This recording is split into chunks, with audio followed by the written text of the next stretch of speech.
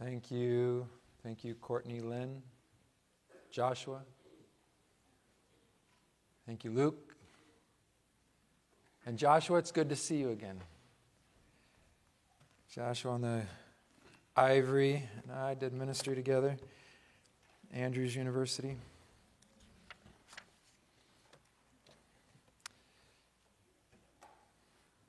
Boy, it just feels so good to know that the price has been paid. The Redeemer's already bought us.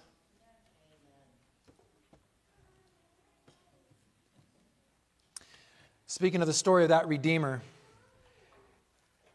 I want us to thank our elders, our elder team of leaders who lead a midweek service right here in the sanctuary. I get to be a part of the rotation of teachers, and they lead this. It's a midweek, and we're going through the Gospels, kind of a chronological approach to the Gospels, all four kind of at the same time, but chronologically moving through the life of the Redeemer, Jesus. And those of you that are participating know this already, but because of Adventures and the middle school Bible study and the high school Bible study and the young adult Bible study that happen here on Wednesday nights. Wednesday night is the best night of the week at the church here. And because of that, the adults, I'm just saying, you got to give credit where credit's due. When an adult is flexible, so they changed the service time from 7 o'clock to 6:30 to be in par with the Adventures and the other Bible studies going on around the building. So if you're a parent of any one of those groups, you can bring your young people for Bible study or Adventures and have a midweek service right here. Okay? 6:30 to 7:30. And it's all about the Redeemer of the race, of our race. Grab your Bibles. We're going to the Genesis chapter 35. I know we've been lingering in Genesis.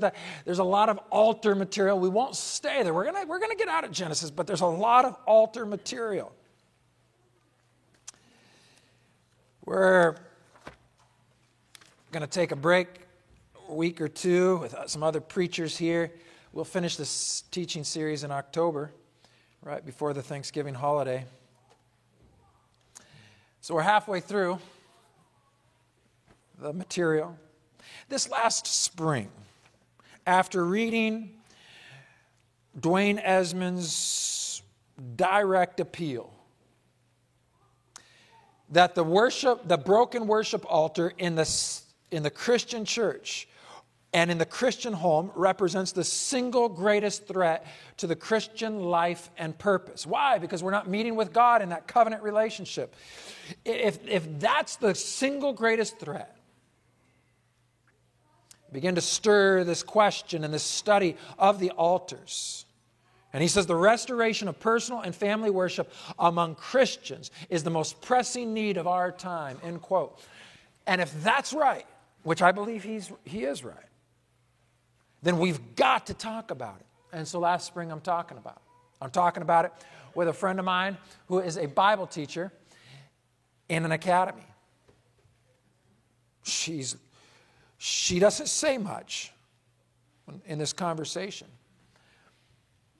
But weeks later, she drops me an email and says, based on that conversation, I went into my classroom of high school juniors. These are 17-year-old kids. And this isn't some elite spiritual Bible high school where all the super spiritual kids are.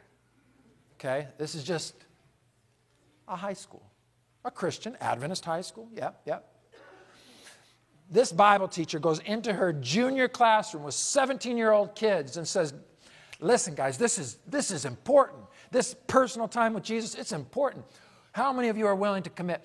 And they draw together this commitment. She challenges them not to a 21-day, not a 28-day, but a 40-day journey with Jesus.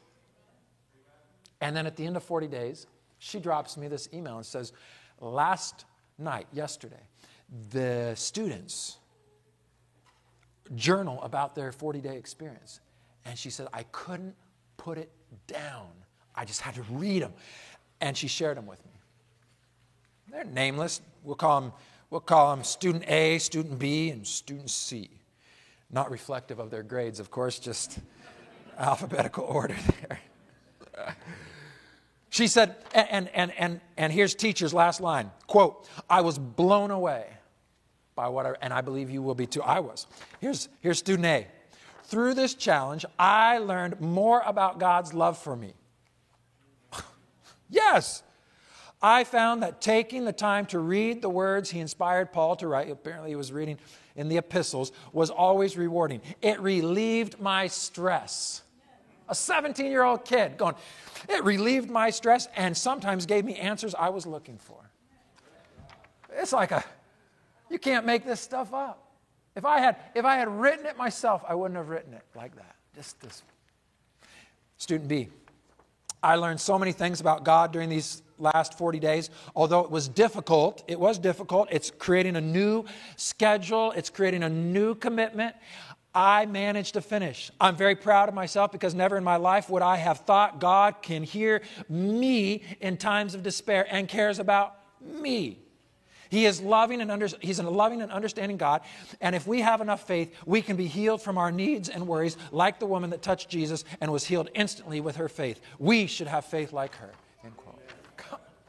Do you hear the faith of these young people from 40 days of spending time with Jesus? Just a few minutes every day. Student C. It became easier after time and more rewarding as each day went by.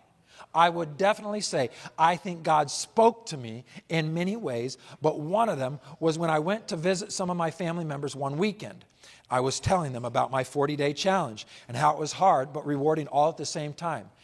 As I was sharing with them how it was working and the impact it was having in my life, they decided to join me in my challenge.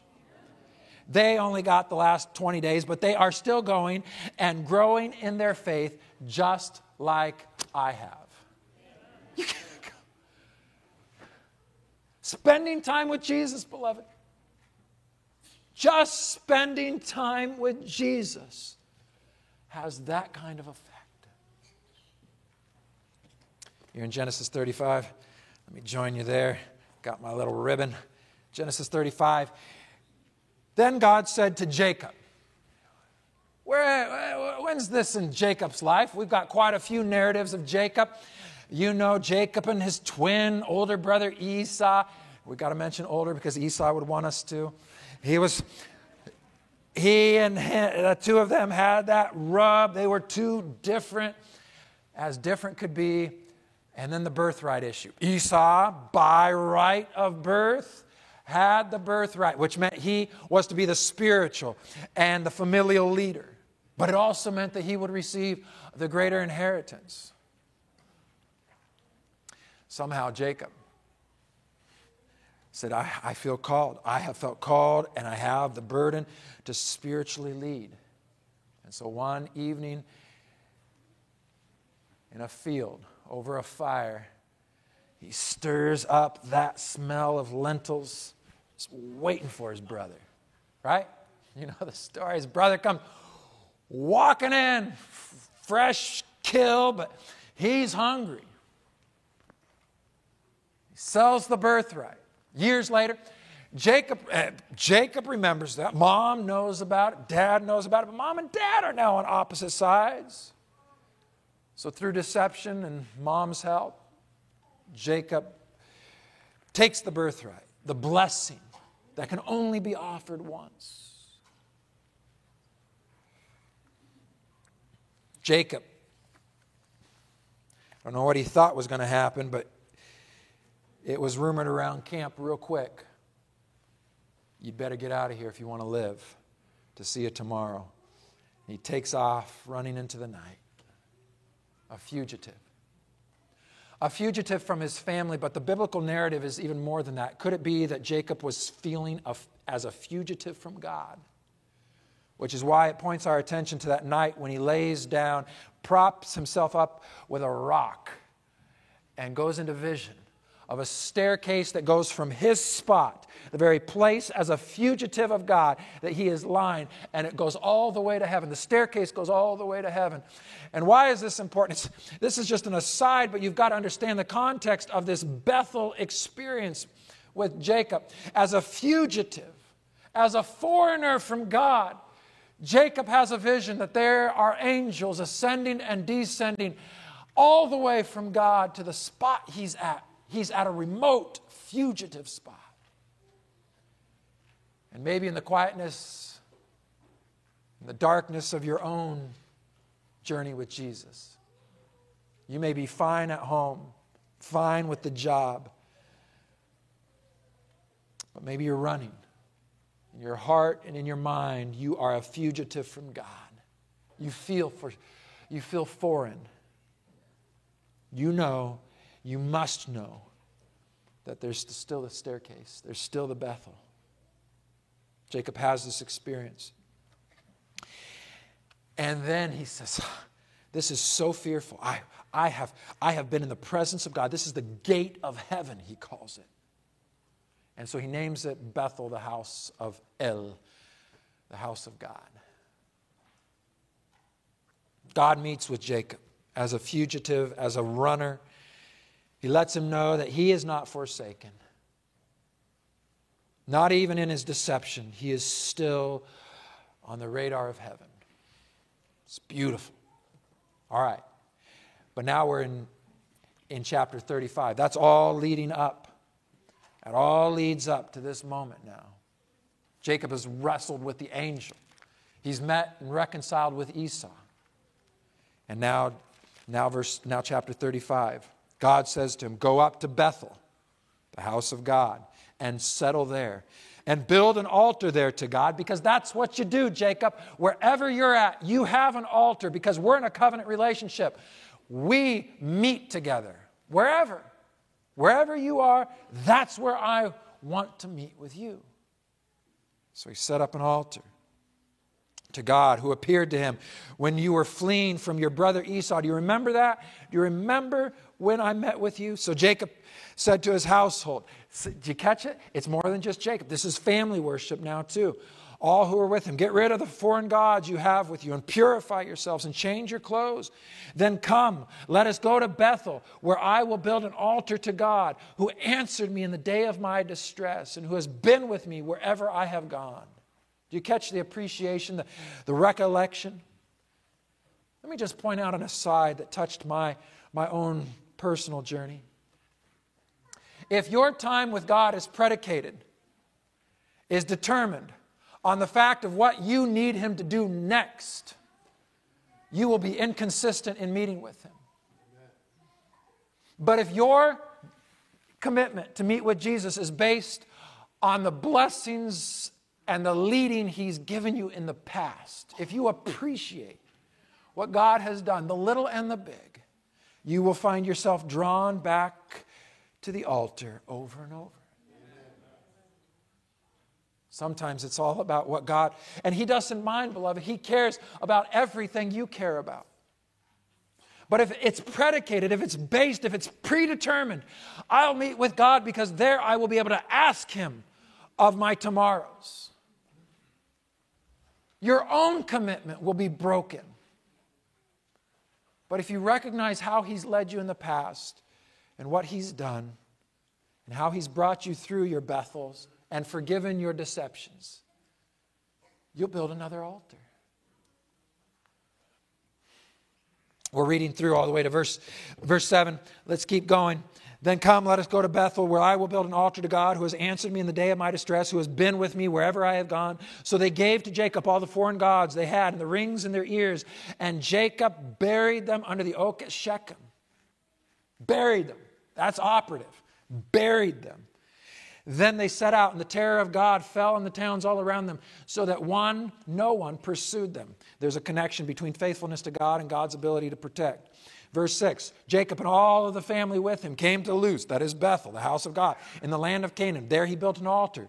He called the place El Bethel, God, the house of God. because he was there. It was there that God revealed himself to him when he was fleeing from his brother. There's multiple lines repeated over and over. God's providence in the past, the building of the altar, the foreign gods that were among them. In Jacob's household, the patriarch had foreign gods among them. And so they took them off, gave them to Jacob. Jacob knew what that altar was meant to be. According to Exodus chapter 20, we know too that the altar was meant to be a place of blessing, that God would meet with his people and he would bless them there. But I've got to pause because this narrative of Jacob introduces another element of this journey with covenant meeting with God in personal or in family or in corporate worship. That there are times when God calls us into that covenant meeting place, that he is asking of us to take off the foreign gods. Oh, you say, well, what are the foreign gods? I mean, I'm sure there were idols, and no doubt. There's also things that they wore, things that they considered valuable. Timothy Keller, the preacher, the late preacher of New York, it pains me to even say that as he passed away this last summer. Timothy Keller wrote a book called Counterfeit. Somebody, a businessman, handed it to me this spring and said, I think you'd like this read. It's a powerful read. I'm telling you. If your nightstand stand is getting a little low, put this book on the top. Counterfeit Gods. Subtitle, Money, Sex, and Power. I add entertainment. But he didn't ask me. Listen to what he writes. When you lose the ultimate source of your meaning or hope, there is no alternative source to turn to. There's nothing. Timothy Keller goes through story after story of the high and the mighty, the rich and the famous, who pursued counterfeit gods that were accepted by culture. And their lives were broken, some of them ending in tragedy. He's telling recent stories like 2007 and 2008, where financial crisis led some to tragedy. Why? Because their God, the one thing that they had held onto as meaningful, failed them. When you lose the ultimate source of your meaning or hope, there is no alternative sources to turn to. It will break your spirit. You will be broken on the inside. That is the cause of this strange melancholy that permeates our society. You look around and it's a sad world. Why? According to Tim Keller, because we have all embraced these counterfeit gods, and they've left us broken.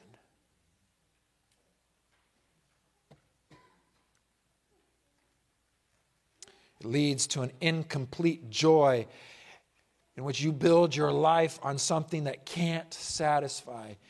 That's the definition of idolatry. And then, this line that's on the screen right now jumped off the page, and I'm telling you, I've read this line 100 times. It just ravished me. In ancient times, the deities were bloodthirsty and hard to appease. You offered your firstborn in sacrifice at times to some of these ancient pagan deities, and they still weren't satisfied. You had to give your all at times. You had to try to appeal to them, and they were never satisfied. And then Keller writes, they still are. The counterfeit gods, the false deities, little d, are hard to satisfy. They're bloodthirsty. But they still are.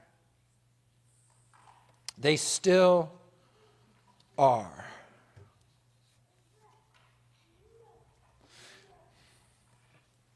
Somebody sent me a line. Said, what do you think about this? Just a one punchy kind of a line. I took it. It was so impactful. I used Twitter as a bit of a journal just to throw up some lines that are stirring in my head. So I don't know if I tweeted it. It's not Twitter anymore, so I don't know if it's tweeting it or if it's Xing it. Maybe it's Xing it now if you follow Twitter. Society is not the arbiter of morality. God is. Ironically, and this is just, we'll plumb this story at another time, but culturally it was acceptable for Joseph to engage in what was appropriate in Egyptian culture. A powerful woman wanted his attention. It was appropriate. But that society was not the arbiter of his morality.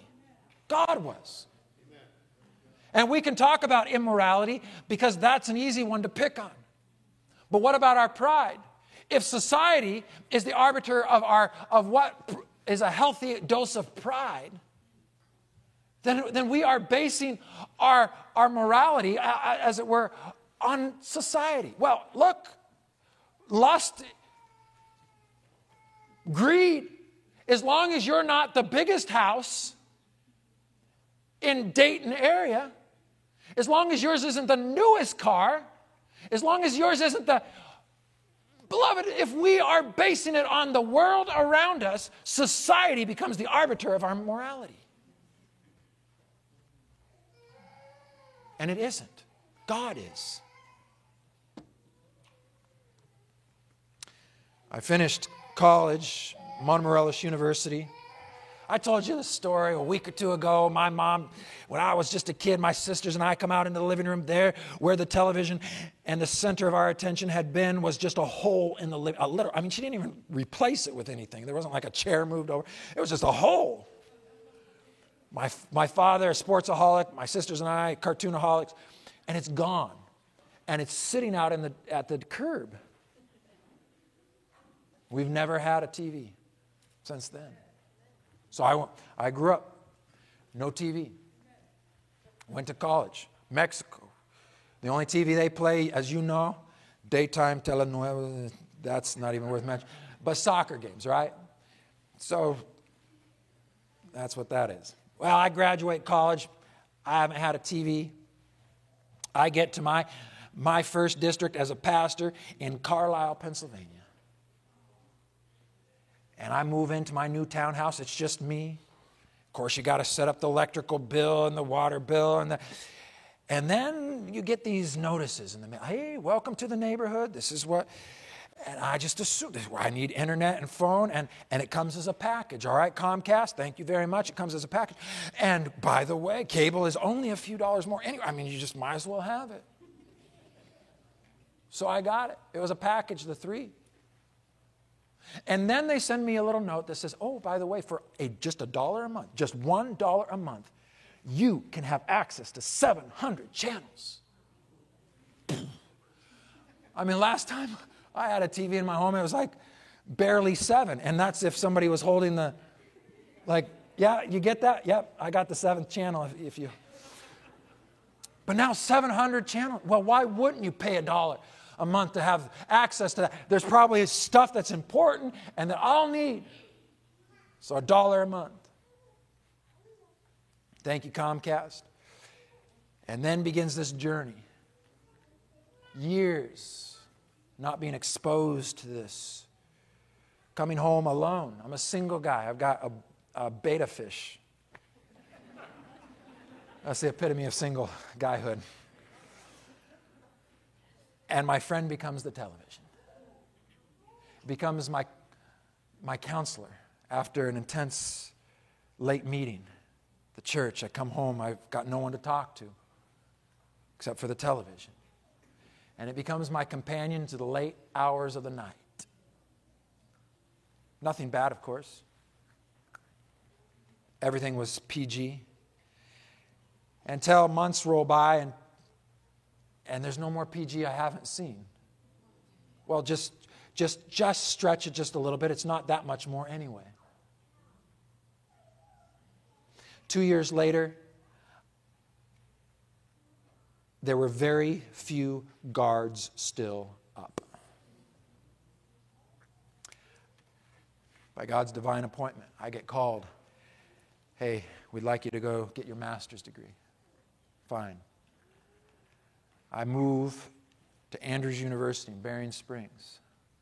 I've got about a month and a half of lag time there between the two where I don't have access to my faithful companion. I moved to Berrien Springs. I'm now on a student stipend. Can't afford cable. I rent an apartment, the best, cleanest, cheapest apartment I can find. I move in and the landlord welcomes me there and says, by the way, the rent includes free cable. The devil knew he doesn't have $1 a month anymore. He's not going to be paying for this. I'll just slide it in on the package. After a month and a half, in divine appointment during that month and a half, a friend of mine had encouraged me to a regular commitment with Jesus every morning. When you meet with Jesus early in the morning, it's hard to stay up late at night, by the way. I'd been meeting with Jesus early in the morning. One night I turned on the television to watch a show I thought was hilarious and was confronted with how absolutely immoral and crude it was. Kind of looked around at myself and said, when did that show change? It hadn't. You know the rest of the story. God tapped me in my mind and said, Michael, I want a different journey for you. We unplugged. For my 2 years of graduate work, never watched television again. To this day, we don't have one in our home. Oh, you say, that's good. We don't have one either. But your TV is the computer screen, your phone. Let me just pick on media, but it is not reduced to media. Let me just pick on this because this is a worldwide pandemic. What are we exposed to? It's little by little. Satan played the 2-year long game on me. I'll play it just day after day, week after week, month after month. He'll play the long game on you. The long game that takes us to the point, beloved, as Christians, where we are offended if somebody challenges us to the subjects of Harry Potter or other more recent but hellish material. Dr. J. Andrew Demon from the University of Waterloo, speaking of Harry Potter on the screen. Heroism. What does it mean to be a hero in the Harry Potter narrative? It means accepting death. Wouldn't you want it, Satan, the world over, to accept their futile condition that they need to succumb to death? That's not what the Redeemer of our race says. The counter-Christian communication has been accepted into our schools and into our homes, beloved. There are foreign gods among us. You say, Harry Potter, you're like me, you've never cracked one of the books or saw a minute of the show, the movie, the whatever it is, the series. Fine. Through the fingers of Disney and others of the like, our attention and our morality has become twisted. My friend Wes Peppers says, hey, just so you know, Disney's a trap set by a mouse. How do you feel about that? My wife and kids, they're at a park months ago.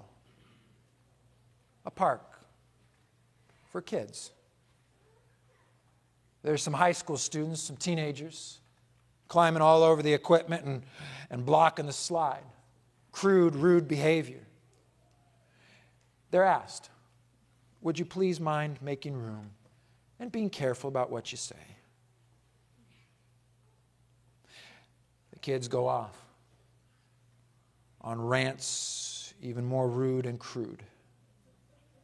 And then they say, in response to the argument, this was for children and we're hoping to be able to use it. Their line, not mine. If we get to decide our sex, we can also decide our age. And we're here. Where'd that come from? They didn't wake up one morning and make that stuff up. They didn't wake up and make that stuff up, beloved. Amen. They were slowly indoctrinated until a young person, a living, breathing young person can say a line like that and feel like they've got an argument.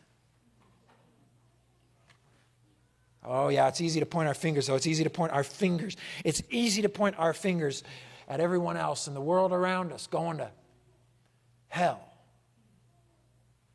This isn't about the world around us. I'm not here to tell you about how evil the world is.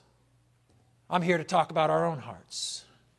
Stephen Haskell in his book, The Cross and Its Shadow. I read through that this summer. By beholding, we become changed. It's a law of our being. It's who we are.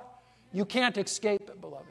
What you watch, what you spend time thinking about, the very words that you say impact your own life. Your criticism of someone else is embraced in your own heart.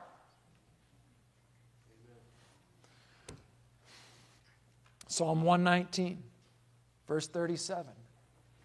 Turn my eyes away from vanity. What's vanity? Is it immorality? It could be, but it doesn't have to be. It's vanity.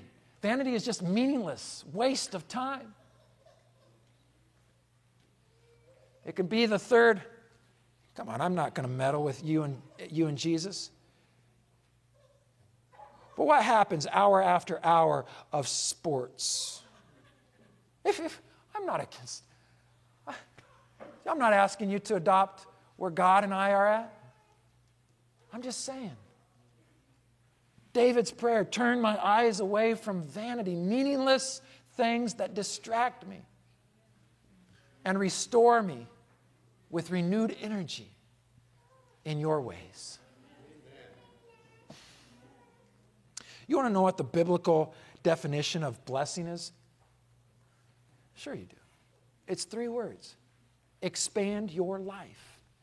When God said in Exodus chapter 20, meet with me at the altar and there I will bless you, it literally means I will expand your life. I will fill you. I will grow you. I will make you bigger than who you are because you met with me at the altar. Satan says, I know, but I don't want you to be bigger, better. I don't want you to be blessed. I want to shrink your life. And that's what sin and the vanity does. That's what the meaningless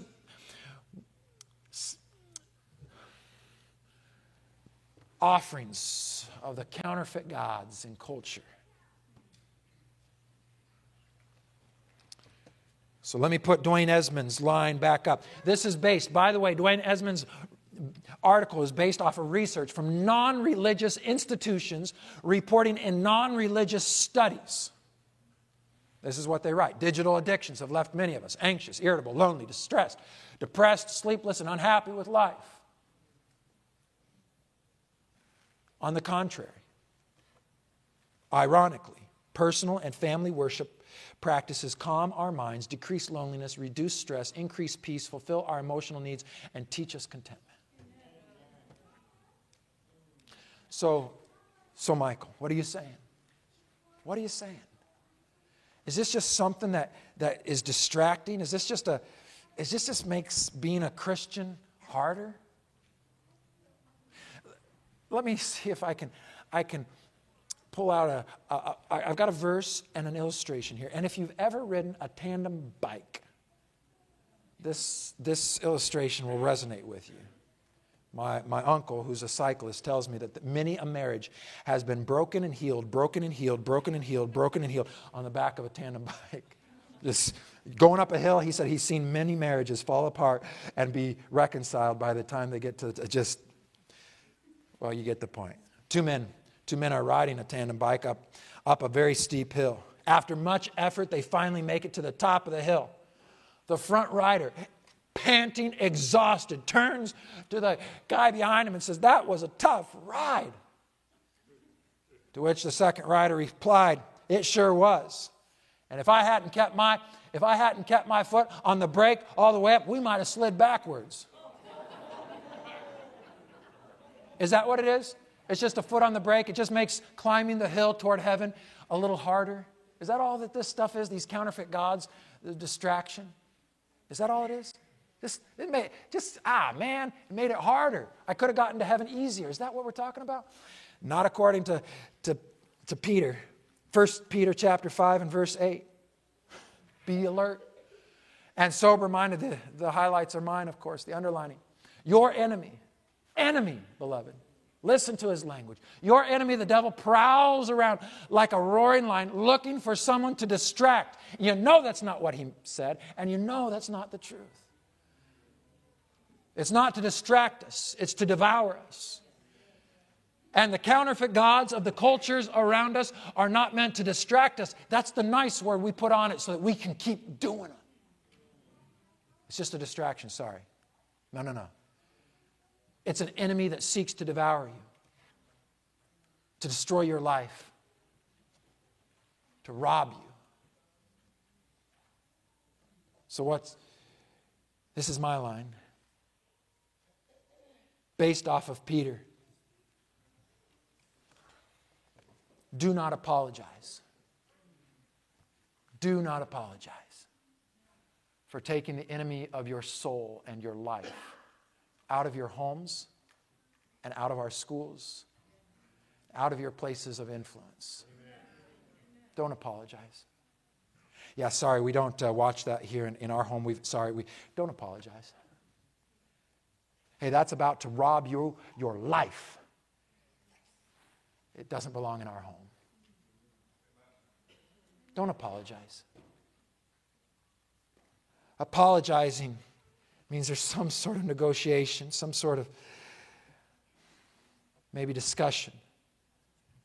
What Peter is saying is this devil's after your soul and he's going to destroy it if he has his way. You say, it's good. I have no interest in Disney. I don't have a TV. I'm not addicted to my phone. It's fine. But maybe it's not any of those. Maybe it's power. Maybe it's pride. Maybe it's selfishness or lust. Or maybe it's not something bad at all. It's just vanity. Meaningless distractions that are going to devour you. As a preacher, let me tell you, I'm less concerned about what we're doing wrong and more concerned about what we're not doing right. Amen. I believe with all of my heart that God journeyed with me for 2 years and knew that I needed intervention. And He provided a month and a half and a friend that showed up and said, go to the altar with Jesus.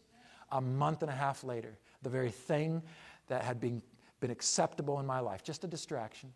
After a difficult, long day, just a distraction. I realized it was devouring me. It was a moment of salvation for me. But it came because I had spent time with Jesus. I really believe. I can tell you all day about the evils of selfishness or lust or all of these things. And some of them aren't evil in and of themselves, but they become vanity. They become a distraction that is going to destroy us. So go to Jesus. Meet with Him at the altar. Meet with Him at the altar. And get your marching orders there. Let Him be the arbiter of your morality and not culture. Tim Keller. In ancient times, they had to sacrifice everything to the gods of success, to the gods of power to the gods of money. He's talking about modern day counterfeit gods. Not statues, but money and power and success. And then he writes, in ancient times, the deities were bloodthirsty and hard to appease. And then the three words, they still are. You will never satisfy. You'll never have enough lust or enough greed.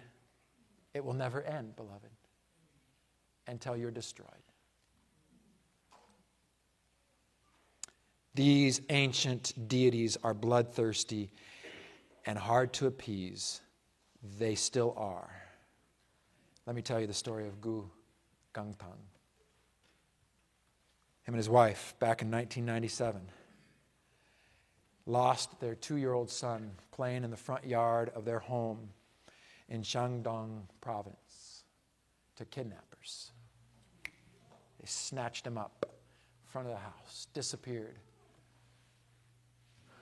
Mr. Gangtang and his wife were heartbroken, totally destroyed on the inside.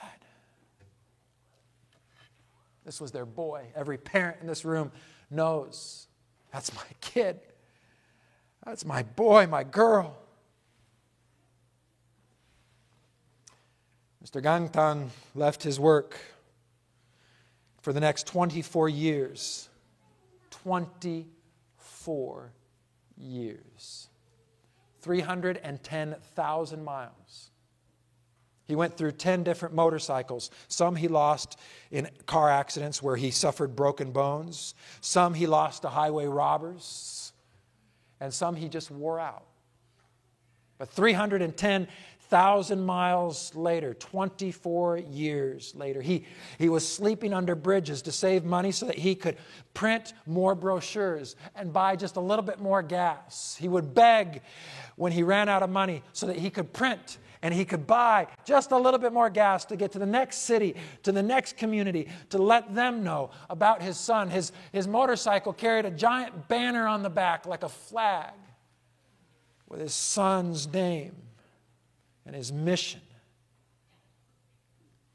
And then, in 2021, just a couple of years ago, after 24 years of searching, Mr. Gangtang and his wife, in this moment, are reunited with their 26-year-old son. He gave his life for him. For 24 years, the Gangtangs emptied their life for their son. The ancient deities, the ancient counterfeit gods, are bloodthirsty and hard to appease. And so are the modern counterfeit gods. But not the deity, capital D. The deity, the God of Bethel, whom Jacob and his family met with, is the God that is not bloodthirsty, but willing to give his blood for our lives. He's not hard to appease. You don't have to empty your life to appease him. He's emptied his to give you life. For a God who gave us all his life so that we could have life, his blood so that ours wouldn't have to be spent. What should be our response? Hasten to the altar. Hasten to the altar. When Josh and the worship leaders shared this song with me, grabbed my attention, I'd like to invite them up. So we sing this theme song. And in the opening lines, you will be drawn to something better. There's something more. There's something of value here. And so let's hasten. Let's hasten to the altars and take off. Take off the counterfeit gods and bury them. The oak at Shechem. If you need help, if you have a prayer request, if you're new here, a first-time guest, would you text the number 937-619-9798? We'll put a gift in the mail for you. We want to appreciate you. But someone says, I need to make a decision. I need prayer. You don't have to tell us the details of your decision. You just text that number, 937-619-9798. You text it. You pray for me, please. We'll pray for you. The pastoral staff pray every Tuesday and Friday.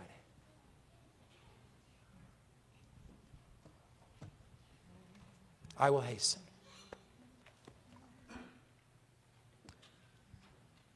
Let us stand as we sing, I Am Resolved.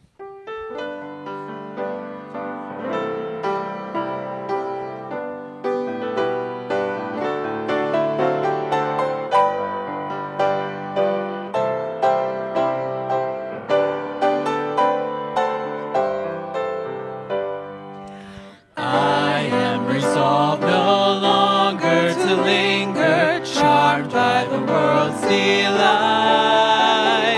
Things that are higher, things that are nobler, these have allured my sight.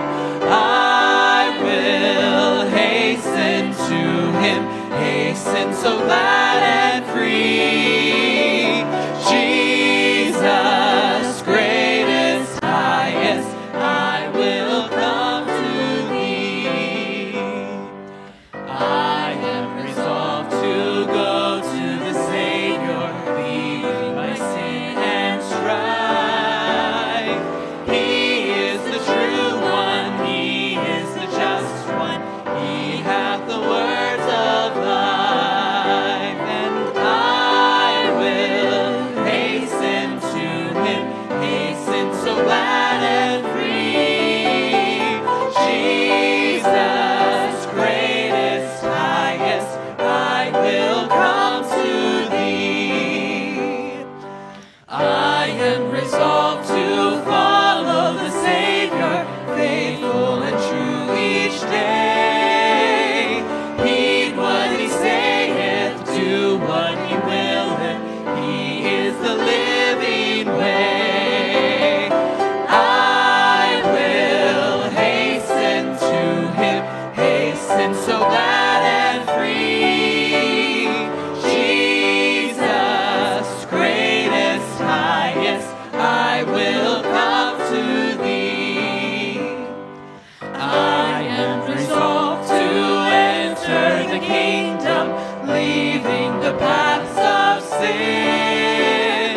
Friends may oppose me, foes may beset me, still will I enter in. I will hasten to him, hasten so glad and free.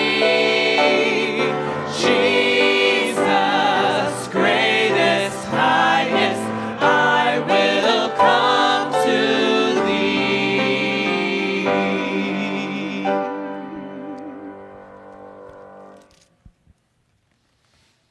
And now may the Lord bless you and expand your life. May he keep you. May the Lord make his face shine upon you and be gracious to you. May the Lord turn his face towards you and give you peace until again we meet in worship. Amen.